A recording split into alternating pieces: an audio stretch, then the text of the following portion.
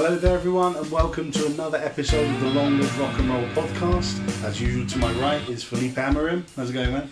All good, man, and you? Yeah, very, very well. Hello everyone. We're still in Soho. We've done a bunch of episodes today for you. As we've said before, we're in Felipe's flat. This is the third episode we've done in your flat, so we don't need to tell people again that you live above the pub that you play in 4 times a week. We just did but we'll do it again, we yeah. just did it, you know. Anyway, I'm living the dream. he is, and paying the rent. Yeah. We will get straight to it. We are doing today what can only be described as one of the most important albums in music history, and that is Rubber Souled by the Beatles. Oh, the Beatles. We actually, when we were chatting, those guys, the Fab Four, when we were chatting a few weeks ago about what we're going to do, we actually said we chose another Beatles album that comes later, but I actually thought that the Beatles are probably the band that album episodes we're going to do most of. Yeah. And I think because of what they've done for music and how you can literally hear music progress as their albums go on, it would make sense to do it chronologically. So we're going to do more Beatles albums, but we're starting here. This will be the first one, and from now on it will happen chronologically. And we're not starting from the, you know... We're not doing all of them. We're not starting from the very early stuff. No. Just the ones that matter. Not experimental stuff. The ones that matter. We're not talking about dance music. No, exactly. We'll start the episode as usual with Felipe presenting his drink. The drink of the day is Nespresso again. So today's show is brought to you by Nespresso. Unofficially, but it we don't care. keeps me awake on Saturday mornings after playing late gigs. So yeah, there you go. That's Nespresso for you. Let's go. Anyway, right, so the album, as usual, the little Laz's info, called Rubber Soul by the Beatles, released in December of 1965. Recorded in 1 month between the 12th of October and the 11th of November in 1965, EMI London Studios. 34 minutes long. Which is Abbey Road, right? Is it? I think EMI is Abbey Road? Yes, EMI London Studios is Abbey Road. It wasn't called Abbey Road until new. The album Abbey Road was released. Is that really? Is that a fact? You're telling me that? Yeah.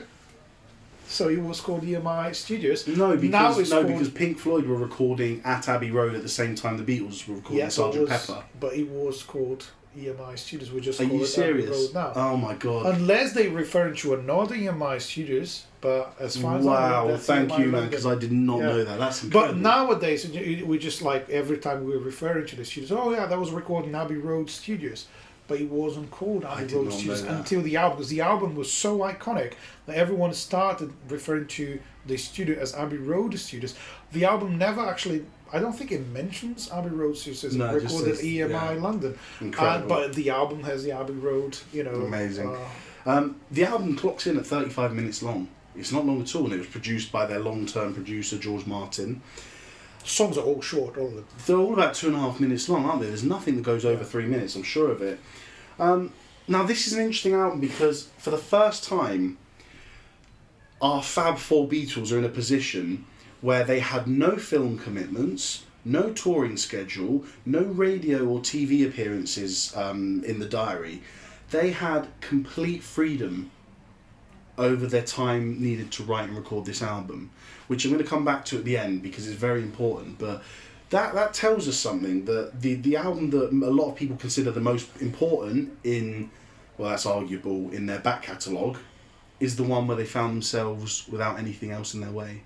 Also, with nothing else to prove in a certain way. Yeah, that's a good point. Still like when they started to experiment, but after being the best-selling band in the world for a few albums, right? You've got loads of #1 hits already. Yeah. So you don't need to prove anything. You can try something slightly different without being, without destroying your career. Really, you can still do something. If the album was a failure, they would still be the Beatles. Yeah, that's a good point. Yeah. Another interesting thing about this is that in August of that year, 1965, they did their US tour. And they had gone over and they had heard and listened to a shitload of Motown and soul music. And that is hugely reflected in the music of this album. So that's because all they'd done before was record in England, English pop music, the way that English people wanted it. But they went over and took inspiration from what they heard. Probably that last tour, wasn't it? Maybe they toured once. I think you're right. I don't think they toured again. Maybe one tour in between Rubber Soul and Revolver. I'm pretty sure they didn't tour from '66 onwards. That's definite, but was this their last US tour? Could be. We don't know. Yeah. So yeah, just keep that in mind when we're discussing these songs. In terms of the production, John Lennon said that Rubber Soul was the first time that the Beatles actually started making demands about the mix and about the production styles. So that's a point that most musicians find themselves after a while. After you focus on learning how to play your instrument, learning how to write songs, eventually you find yourself in a position where you start to think about how are my songs going to be mixed. Good point. And produced, and it matters. It matters, doesn't it? Because it does. You transcend from I wrote a song that turned out well to I can write songs. Now I want them to be heard in the correct way. I believe I might be wrong about this, but I believe George Harrison and John Lennon were really, really interested in that part of the band. I think Paul. They was all a bit were. less Ringo less so, yeah. and Paul a little less so. The whole band were attending the mixing sessions, and it actually the people working around them said that for the first time, the brotherhood, the camaraderie was absent because it kind of got a little professional. Yeah. People were saying we need to, fuck feelings. We're here to make a good album, and it was the first signs of the artistic conflict between McCartney and Lennon. They started appearing during this songwriting and mixing. And you know one thing that I really believe is conflict is a big part of rock and roll. Yeah. And it is. Well, it's how some of the best stuff's executed, isn't it? Exactly. If there's no conflict, if you just agree with everything, and so you're not actually challenging yourself and not challenging your bandmates. Yeah. And I think they started to do that. I think the camaraderie at the first during the first albums is more evident because they were like we're a bunch of really young kids making a lot of money. Yeah. All the girls want to be with us. We're traveling the world, and we the most famous faces in the world, and we're just having fun together. Anything we write is going to be a hit. And at a certain point, they start thinking, what if we start writing more intelligent stuff? Yeah. And then you start to have arguments. What do you think is better than this? Because if we were just repeating the formula, that would be a lot easier for the friendship. Yeah, no, that's a good point. Two other things I want to address before we start sort of getting a bit into the album and the songs. Part one is that it's important to know, I think, that the Beatles were taking a lot of drugs at this point. They were smoking a lot of weed and they were taking quite a bit of LSD. Now, Paul McCartney abstained from taking this LSD, which led to the conflict with him and Lennon, because John Lennon and George Harrison grew very close because of their love for LSD, and Ringo Starr got involved as well, but Paul was the only one not taking it. So that, just to further let you guys know that there was a divide emerging between Paul and John because of their artistic-ness, and also because they weren't doing the same hobbies as each other. John wanted to take drugs, Paul didn't. So, just so you know. That's interesting. I don't think it's made the album by any means worse. It's just something interesting to know, isn't it? That, as you said, conflict can be a good thing. Yeah. Good rock and roll should hurt. Yeah, good rock should change your life. Not necessarily for the better. The second thing I wanted to talk about, what was the second? Yeah. Now, the reason why I started this show off by saying it was one of the most important albums in music history was because for the first time anywhere, this album, I'm just going to think about how to say it. For the first time anywhere, the album as a whole mattered more than the single.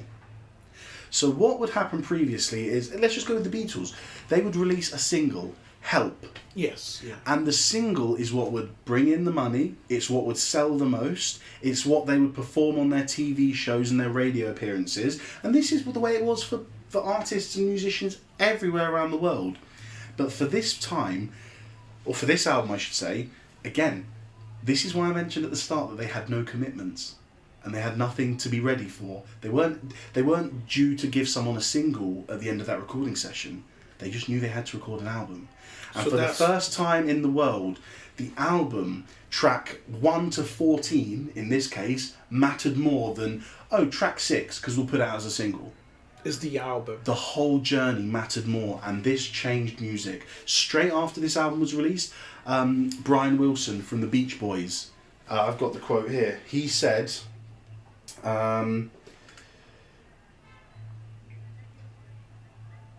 I can't find it at the moment. Brian Wilson said, the first album I had ever listened to where every song was a gas, and I assume a gas means a good thing, not a fart, not a bad fart. And he actually said he planned to surpass Rubber Soul by writing Pet Sounds. Wow. By the Beach Boys, which we know is an incredible album, but as you just But heard, again, that's the Beatles every song, being a big influence on him. Every song was brilliant. That's what Brian Wilson said, and he strove to make one of the next best complete albums of the 60s, Pet Sounds by Beach Boys. And he openly said, because of Rubber Soul, I went and I wrote every song to be good, not just 2 that we could release as singles, every damn song. Yeah. And that is why this album is so important, is it just changed everyone's opinion on what an album meant and what it could be. What an album could be, I like that. Yeah, what an Because album an album could be. doesn't have to be just fillers for the singles, right? Because that's what albums were at the time. Some people would buy the whole thing, but most people were buying the singles and listening to the singles, and those songs would be played on radio and TV, and that's what it is. If you have a hit, you don't necessarily need to write a whole piece of art, which is an album, like a proper, well-crafted piece of art, which is an album. You just write a good single, and everyone sings along to it, and that's it. You make money, and that's what it is. But the Beatles were interested in leaving something much bigger than that. Yeah. You know, as 14 as their singles. Yeah. You know, essentially. Yeah, exactly. Yeah. 14 songs good enough to be singles. There's something for me about Rubber Soul, which is they are going to more experimental territory. They're adding stuff, getting a bit psychedelic at some points, but the songs still have that formula of like strong choruses, sometimes starting from the chorus, and short, straight to the point. Yeah. And no, you're right with that. Solid groove. Let's start musically, because I've done a lot of research into this album, because with an album this important, it's not just me and you who think it's important. The world knows it's important. There's loads of articles and writings about it, and I've done a shitload of research. So I want to talk about the lyrics afterwards. Talk to us musically. What about your favourite songs? What your favourite aspects of the music of your favourite songs are? Yeah, I think there's an interesting point about the guitar playing in the album is really good, really solid. The acoustic, the electric. I think the vocal harmonies were at a really high level at that point. Yeah. They have sung together live and recorded vocals together, and it feels to me in that album that every single musician in the band is at the same level of importance. Also, when you listen to Sgt. Pepper's, it's Paul McCartney's solo album, really, with some collaboration from the Beatles. Whilst this is a Beatles album. And What Goes On is written by Ringo, isn't it? No, Lennon. Lennon. Okay, but let me tell you something quick because it's funny. Yeah. It's Ringo's first songwriting credit, but when asked about it, he said, Ringo, what did you contribute? About 5 words. Still part of it. So anyway. That is like, for instance, that song is a really fast shuffle. The drumming is great. It's a country song. It's a country song, not very easy harmonies to sing. No, really. it's fantastic. There's 7-part harmonies there, I think, or it could be another song, but yeah, they worked hard on it. That's a hard song. It's a really hard song to sing. It's really clever.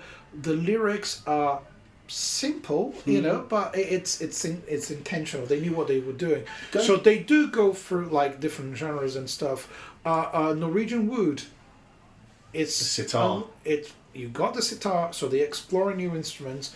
And it's unlike any other Beatles songs to that point. And I think then you're talking about Motown influences. If you listen to Drive My Car, it's funky, it's groovy, and that song for me is bass and drums, essentially, more than the lyrics, more than the riff. Isn't that the bass, B-A-S-E, of Motown? Yeah. The bass and drums, Yes, with exactly. Motown, for anyone who's not familiar with any Motown music, Motown is largely based around the drums and the bass guitar. The guitar, piano, horns, strings, they'd be little afterthoughts, wouldn't they? They'd be little embellishments, little melodies and counter melodies that you'd put on top of it. The bass, B-A-S-E, of Motown music was in the rhythm section. Yeah. And this is reflected here in several songs. Drive My Car, what's the other one? The Word, I feel like that one. Yeah. I'm Looking Through You as well. I feel Yeah. that's kind of Motown-y. Wait, you Yeah. know. Also, Yeah. I think, and There's this is why I loads. mentioned the American tour. I think you have that, and you have George Martin's influence in terms of the classical music side of it. Yeah. Regarding drumming, I'm a big fan of drummers because I'm one of them. In my life, it's such a beautiful piece of music altogether. Again, talking about the instruments and the stuff, you have some classical elements in there, and the drumming is the first time I've heard in pop music linear drumming. What's linear drumming? When you don't hit two things at the same time. Drummers are constantly playing kick, hi-hat and snare, like the three main pieces of the kick. Okay. And sometimes you would have one thing played separately, but most of the time playing kick and hi-hat or snare, hi-hat or kick and snare, whatever. Yeah. He plays one thing at the time. The groove is built out of one piece at a time. It's just a kick, just hi-hat, just snare. And apparently that's something that came from George Martin. He said to Ringo, why don't you think as a percussionist in an orchestra? You just play a cymbal here. You just play, That's really interesting. it's like one instrument at a time. It's not something I noticed. And Maybe it's something you only would drummers would notice, notice. and that it was really, really important. That's for the whole verse, and then the chorus changes into something new. He would start the chorus by just playing the bell of the right cymbal, nothing more. So there's a kind of it's at some points, again, we talk about how space is important in music, emptiness, and you have loads of that in my life, and you can clearly hear how the instruments are serving the lyrics. Yeah, right? again, so it's a great in point, my life, it's a beautiful ballad about love in it, and it's like, it's not like everyone was singing about a boy loves a girl. In my life, it's about your friends. Boy loves his hometown as well. Exactly. Yeah. People, places, is love for people, place, and love for life. It's like, how can you at such a young age be reflecting on the past like that? Really cool stuff. And and the instruments are there to back that feeling. Yeah. And they do it really well. There's huge Motown influences of this. There's directly been cited as the Miracles, You Really Got a Hold on Me, and The Tracks of My Tears. Which they used to play, Really Got a Hold on Me. The Beatles used to play, they recorded it. Oh, brilliant. That's really cool. Beautiful song, one of my favorites. We did mention the sitar earlier, and I think it's important with this album. It's where they really started branching out in terms of a multitude of genres and cultures, really, because in Norwegian wood we had sitar because George Harrison went to India in, was it 64? And he became fascinated with the Indian music and he learned sitar. So that's the reason for the sitar there.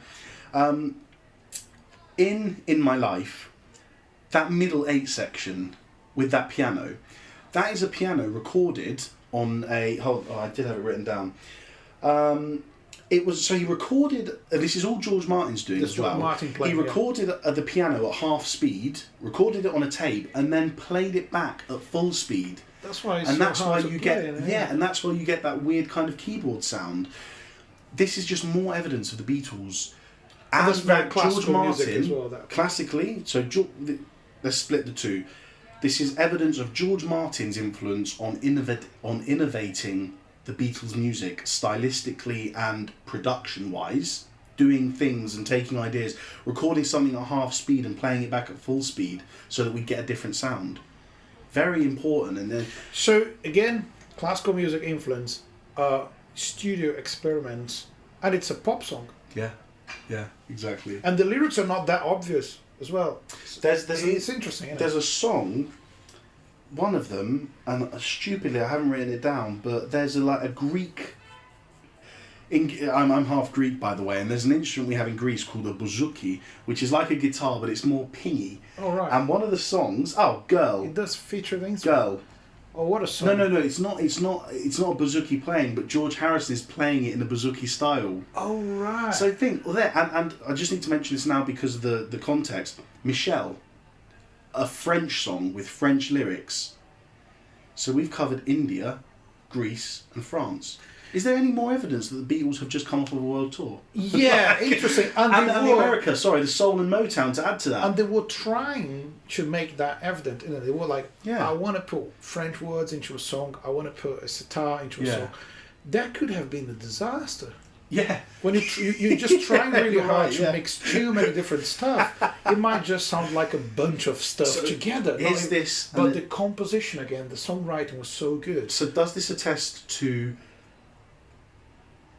Well, I'm not asking you. I'm agreeing and telling you that this just shows how good they were at songwriting. Oh yeah. Knowing where to put different stuff in, knowing how much of it to put it in, and knowing when to stop. And how good they were as a team. Yeah. They knew how to work, even if the camaraderie wasn't there anymore, even if they were not like the closest friends, even if they were starting to have their own conflicts, they were still a good team. Yeah. And you know, under a strictly professional point of view. You know, you've got to put a good album together. You need to be able to listen to your bandmates. You need to be able to collaborate, to groove with them, to write with them. And I think they were really, really good at that. And interesting thing is, sometimes you have the songs credited to the Beatles separately, but their solo careers, in my opinion, are not half as good as the Beatles. I love Wings and Paul McCartney's solo stuff. I love John Lennon's albums are incredible. I love Imagine. I love everything he's done.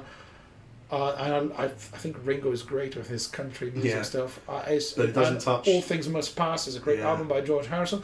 But why were they so good together? Even though the credits sometimes, that's Lennon-McCartney. Yeah, but you have Ringo and George in the room with you. Yeah. That does change how you feel, changes the vibe. Yeah, and it makes you write in a different way. So I think you can't replace that band vibe by anything else. You know. I agree with you. And just, again, with the more... going with these different approaches to how instruments sound. It's interesting on Think For Yourself. Paul McCartney has recorded an aggressive fuzz bass line over it, and when you find out what the lyrics mean, it actually makes quite a lot of sense. That he's recorded, so he's got the normal bass part, and then he's gone over another bass with a fuzz bass, a heavy, aggressive fuzz bass, which I think is really interesting. So yeah, I think that quite nicely covers the musical side of it. Is there anything specific any song you wanted to say something specific about musically? Do you know what? Let me look at the... just whilst you say that, I just want to talk about... It's just about that Motown stuff, really, and it's just that... Sorry, I was just saying, I'm looking through you. There's the R&B style, that loud middle style. You know, the... I'm looking through you, but all the same... It reminds me of Everybody Needs Somebody. Yeah. Everybody, just like a preacher, an R&B song. There's loads of percussion as well, like that's right, you know, tambourines kind of emphasizing the snare sound. Yeah, that is a really, really classic Motown stuff. The Beatles used to do that before; they were doing that, but I think you can. It's way more present in this album, like percussion as a enhancement to the backbeat. Rather than a drum beat, yeah, exactly. So you got this snare there, but you got tambourines loudly played there. The song "You Won't See Me," Paul McCartney has openly cited James Jamerson. So remember when I was talking about the Motown, there is a famous Motown bass player called James Jamerson, who is, if you've heard a Motown song, there's 95% chance he's playing bass on it. He was a monster. And he has cited James Jamerson as his feel for the song. The verses in "You Won't See Me" use the same chord progression as "It's the Same Old Song" by the Four Tops. Oh, there you go. So I'll put that on the playlist. "Drive My Car," we talked about the guitar, and I found what's interesting with "Drive My Car" is that first line could be an opening to a Motown song. Wow-now-now-now-now. Yeah, exactly. But just the way it's phrased, the notes chosen... And then when it all comes in, asking girl where she wants me to be, there's a whole Motown backbeat going on behind it. So I'll dare to say their best vocal harmonies are in this album. I'll dare to say that. I can't think of anything better. Because anything that came previously was your standard harmonies at that time, but this kind of pushed it. What goes on is incredible harmony-wise. We already mentioned it. There's just so many layers. Looking Through You is great. Wait, what a song! Yeah, it's really. Shall we do the segment? Which one? Well, you introduce it. Top 3 or something. Is that oh, wicked! Yeah. So you told me there's a segment. I didn't know which one you meant. Here we go for Laz and Felipe's top 3.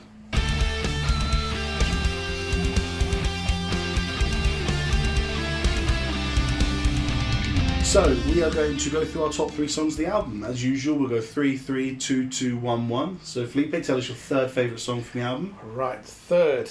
Ooh, tough shit. I'm going to go for Norwegian Wood.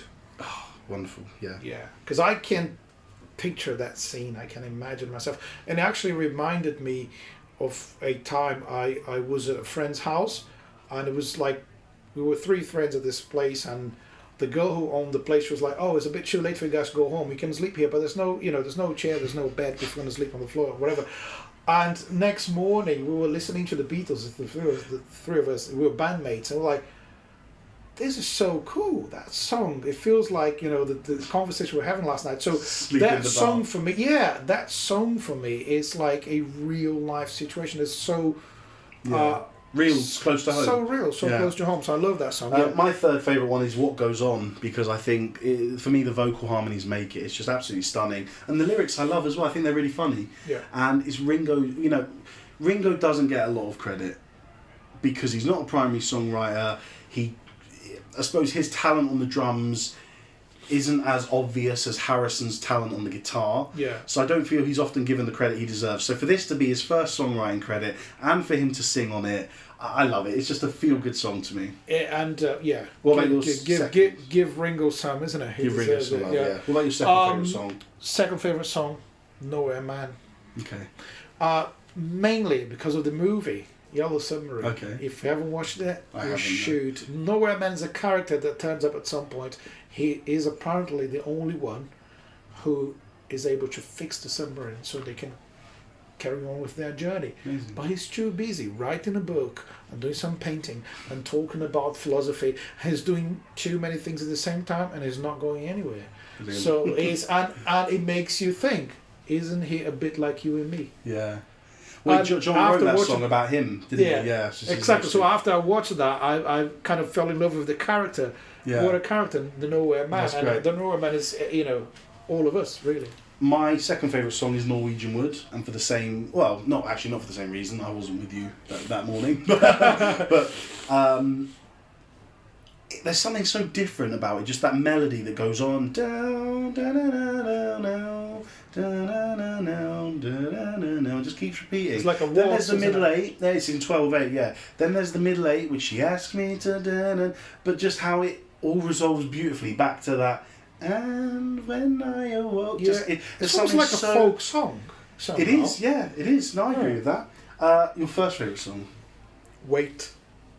Oh yeah. It's lovely. Because it's such a feel-good song, isn't it? It's less experimental than the rest of the album, but it's so strong. And and again, there were, let's talk about the classic "Boy Loves the Girl" kind of stuff, but it's like, wait until I come back to your side. We'll forget the tears we cried. That's so strong the way he puts it, and it's just that it feels almost desperate. Yeah. And I like the feeling. I'm not able to say why technically I like the song. It's not about that. It's about the feeling, and that is when you wish you could just go home as quickly as possible to see the person you love. And that's so good and so well expressed with the words and the instrument and everything else, that when the feeling of a song is just so much stronger than any other elements in the song, that means every element in the song is doing its job perfectly. Yeah, wonderful. That's it. My favourite song is Nowhere Man as well. I love it. What we'll do actually is we'll just do a combined top 5, because we've done 5 together, haven't we? So okay, that's a top 5. The same reason. I love. I don't know. There's elements in each of the songs which you could say, okay, this is the Beatles trying something new.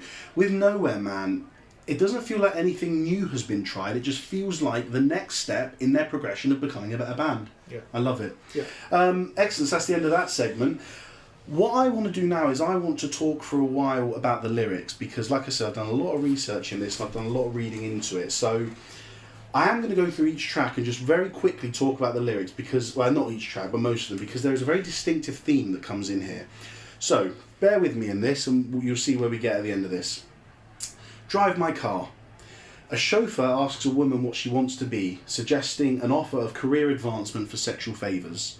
The woman says she wants to be a movie star, and then because of her persona and her power, the roles are reversed. The guy starts saying, "My prospects are good, let me drive you around.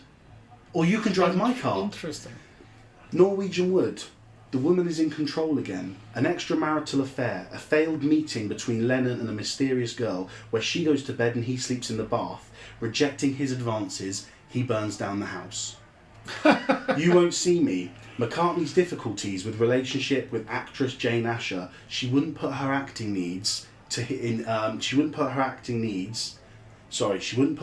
career second to his needs. Interesting. Nowhere Man. Different kinds of lyrics, but this is about Lennon's self-loathing, and he had an existential concerns raised by taking LSD, but that doesn't go to my point. Think for Yourself. Harrison is criticising people for not seeing what's in front of them. People think it's about a lover, but George said it's about the government. Oh, right. And he was... Yeah, he was like, very political, wasn't he? Yeah. The Word is about the universal concept of love as a path to spiritual enlightenment through the LSD. Not really appropriate to my thing. The lyrics of Michelle. The French language barrier between this man and his French lover is just that. It's a barrier. Their relationship is doomed from the start. But then he's speaking French in he's order trying to connect to her. Yeah, but it's not working very well. She's not speaking English, he's speaking French. Exactly, he's trying to go to the woman. Yeah. What Goes On was written in the 50s by Lennon. Girl. The girl from his dreams who would meet his demand. This is John singing about the girl he wants, a girl from his dreams that would meet his demands intellectually. But actually, she met his demands intellectually, but she wasn't very nice or supportive. She was heartless, conceited, and she humiliated him. I'm Looking Through You. Paul's girlfriend, Jane Asher, the actress, she moved to Bristol for acting work. Having had many girlfriends, Paul was not used to playing second fiddle, and he said, "I knew I was selfish and it had caused a few rows. Jane went off and I said, okay then, leave. I'll find someone else. It was shattering to be without her. That's when I wrote I'm Looking Through You." In my life, we've spoken about Wait, about a couple who broke up and are now back together again, and things are going to be okay. Yeah. One positive romantic song. Get the theme. Check out the theme I'm going for here. The one positive song romantically. If I Needed Someone. Harrison wrote this for Pattie Boyd, his model girlfriend at the time. Yeah. But this song is Harrison addressing all the women in the world that fancy him and that he fancies. But he's saying, it might have worked out between us, but my love for Pattie is too much. And the lyric at the end of the song, but leave me your number just in case. Oh, Did you right. know that? Yeah, you get it. Interesting. Run for Your Life. Now this is an interesting song. I'll give you a quick rundown. In 1951, the lyrics, I'd rather see you dead little girl than in the hands of another man, came from 1951, I Want to Play House with You by Eddie Arnold. In 1954, Arthur Gunter took the same lyrics and made his own song. In 1955, Elvis did Baby Let's Play House with the same opening lyrics. And in 1965, the Beatles did Run for Your Life. Now, the original songs of all of those that I mentioned is about a song of devotion and how upset a man would be if his girlfriend didn't move in with him. But the Beatles version is so much more threatening. It's almost a revenge fantasy, isn't it? It's dark, it's scary. So I'm going to kill you. It's pretty much like that, isn't it? Yeah. Thank you for going with me through all those songs and the lyrics. The one thing I wanted to say that I felt really important is that in the previous... It's the 6th album? Beatles' 6th album, yeah it is. In the previous 5 albums, we have heard song after song from the Beatles of boy meets girl, boy falls in love with girl, everything is fine. The first album that the Beatles have no commitments, no restraints, no this, no that, no the other. You can actually say what you think. They've delved into themselves. Paul has written really interesting point. Thank you. Paul has written 2 songs about how he wasn't happy with how his relationship with Jane. John writing a song about the kind of woman he wants, but she's not good enough, and the kind of woman he wants, but who's rejecting his advances. George Harrison writing to all the women in the world, saying, "Listen, I'm really in love with Pattie, so it's not going to work. But should things not work out, leave me your number." Yeah. This is my comment on the lyrics. I wrote this to say at the end of the episode, but it makes sense to say now. Lyrically, Other commitments ate into their time to record previous albums this personal. Happy boy meets girl love songs could be written quickly, under pressure, and churned out fast. We know this with the Beatles, and we know this with the song Wait, because that was the last song they recorded of the album, like Paranoid a few weeks ago. They had to do it to meet the demands. But Rubber Soul was the first time the band had no other commitments and could work hard and long on songs and lyrics. What we have as a result of that is the Beatles' first lyrics that are truly a reflection on themselves and their personal thoughts, feelings about experiences of love. That is a strong statement, but I believe it's very, very straight to the point, and it is what it is. It is what the album's all about. So it's the Beatles being themselves, probably for the first time. Yeah. And they're showing the dark side of relationships, right? Exactly. And in every song, nearly. It's more, again, they were famous for singing about love, but it was one kind of love.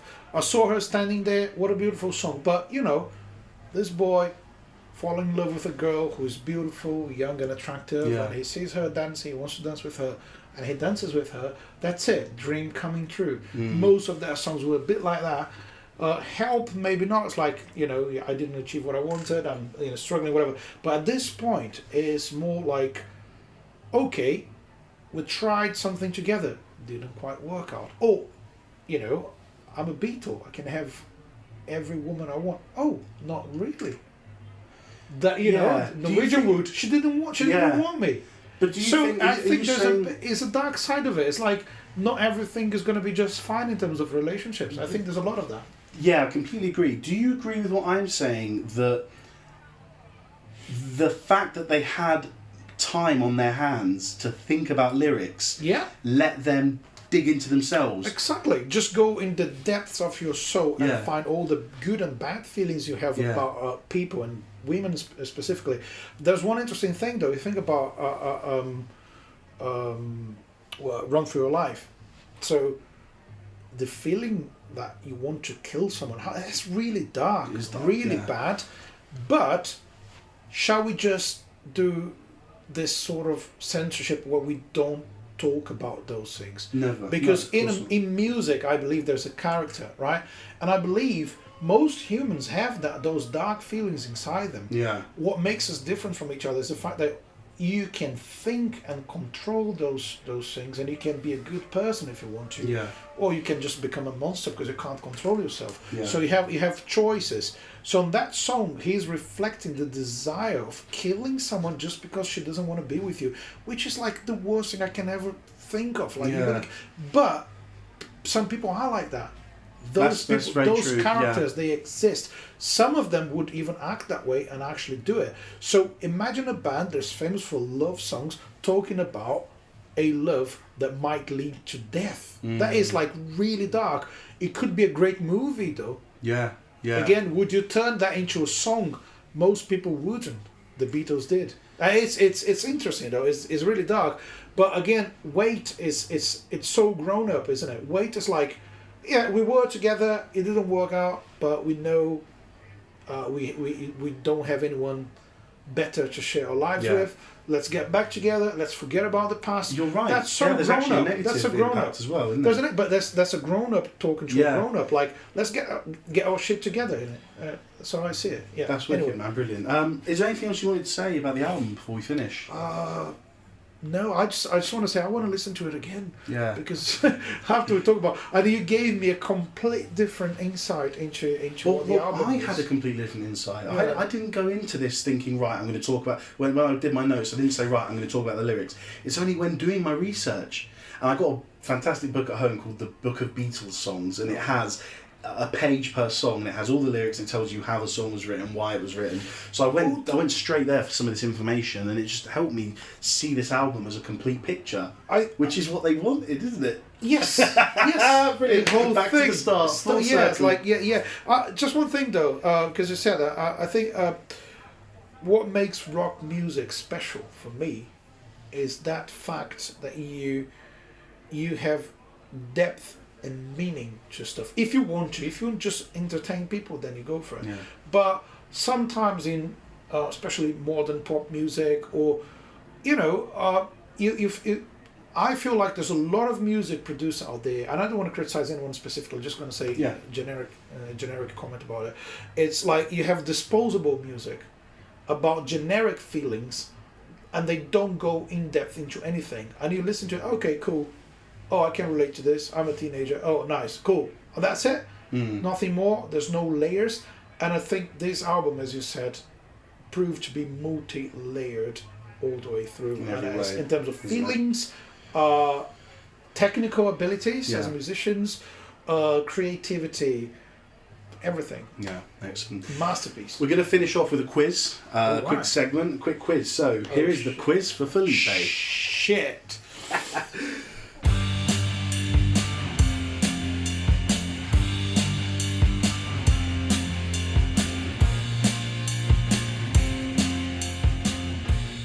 Here we go. Question 1. Rubber Soul is the Beatles' second album to have only original material. What is the other one? Help? No. Really? What's the other one? Hard Day's Night. Oh, yeah. Question 2. Oh, no, I did this one. It's about Elvis and the song. Okay. I was going to do this earlier. Question 2. Rubber Soul was the third highest selling album of 1965 and the third highest selling of 1966. The first highest selling of 1965 was Beatles for Sale, and the first highest selling of 66 was Revolver. What film soundtrack was the second highest selling album of 65 and 66? Oh, I don't know. So 65 was Rubber Soul, This Thing I'm Asking For, and Beatles for Sale. 66 was Rubber Soul, This Film Soundtrack, and Revolver. God, if I guess, it's one of my top 10 favourite movies of all time. If I say, because I have no idea when the movie was released, and I might. Why don't you have a go? Guessing something really stupid. No, have a go. Not gonna have a go. Go on, no, it's a quiz. You've got to guess. 60s. I'm gonna Google this. Not gonna Google the question. I'm gonna Google the movie. I don't want to embarrass myself. Oh no. Which movie? Which year? Which year are you talking about? 65 and 66. No, I got it wrong. No, Okay. I thought it was The Godfather, but that's like 7 years after that. Did I say musical? No, I thought I said movie. film soundtrack. Film soundtrack. Which actually is the truth. But anyway, it is The Sound of Music. The Sound of Music. Yeah. So 2 years, 65 and 66. I got it wrong. I thought The Godfather, but no, it says 72. No. Question 3. 5 years after that. What's peculiar about the front cover of Rubber Soul compared to their previous albums? They're not wearing suits. No, yeah, good one, but I don't think that's it. They have long hair. No. Don't know. It doesn't have the word Beatle in it. Wow. Yeah. Just does it say Rubber Soul though? I don't remember. It says Rubber Soul in the top corner, but it doesn't have wow. Beatle or anything in it, which is brilliant. Man, I'm getting everything. You're getting really good at the quizzes because you're asking some. But if you don't know, then I'm hoping the listeners don't know. Yeah. So it's like everyone gets to learn something. Excellent. Let's end here. We could go on and on and on, but I think we've covered everything. We've talked musically about the variety of genres. We've talked about the simple negativity of the lyrics, the overarching negativity of all the lyrics. I think all the albums we talk about, it's like endless subjects, and you can keep talking about them forever. Yeah, and it's like it's a shame that we have to end the show. Exactly. I'm going to leave you with something I've written that sums up my final thoughts on it. Then you tell us any final thoughts you have, and then we'll say goodbye. Up to this point, pop music was quite limited in a number of ways: instrumentation, chord progression, lyrical content, production techniques. But Rubber Soul blew each of these categories wide open. It was dark, disturbing lyrics about the negative aspects of love, instruments that you'd never have expected to hear in the 60s, chord progressions that deviate so far from what was normal, because in this album the Beatles used a lot of modes and a lot of different scales to write their songs around. Production techniques that further enhanced and emphasised the music and lyrics. You know, we spoke about the fuzzy bass that made that song sound more aggressive in the fourth song. Rock and roll is musical freedom, and with this album the Beatles proved to us that pop music can be about anything and sound however you want it to sound. Brilliant. It just blew pop music wide open, and because of that it is a damn good rock and roll album. It's that was like a really good statement. Thank you. I can't top that. I just want to say that it's a good album. It's a good album. You should listen to it. I just want to say that one thing that makes the album good for me is the fact that is a lot of thought behind the creation of the album. It's not about, oh, let's just jam together, come up with some beautiful love songs and record them. There is a lot of thought, a lot of craft, and it is intentionally clever. A lot of thought and craft, as we've said three or four times, for the album as a whole. Which we already mentioned. Yeah. Fantastic, guys. Well done, the Beatles. Well done. Yeah, good job. You've done it again. Released another good album. I will leave you with this quote from Gene Sculati, music journalist. Rubber Soul was the definitive rock as art album, revolutionary in that it was a completely successful creative endeavour, integrating with precision all aspects of the creative process. Composition of individual tracks done with extreme care, each track arranged appropriately to fit beside each other track. The complete symmetrical rock and roll album. And with that, guys, we will say goodbye and thank you for joining us for another episode. Go and listen to the album. As usual, the playlist will be at the bottom of the show notes. You can find us on the internet. There you go. That's what we're there. Screw this Instagram.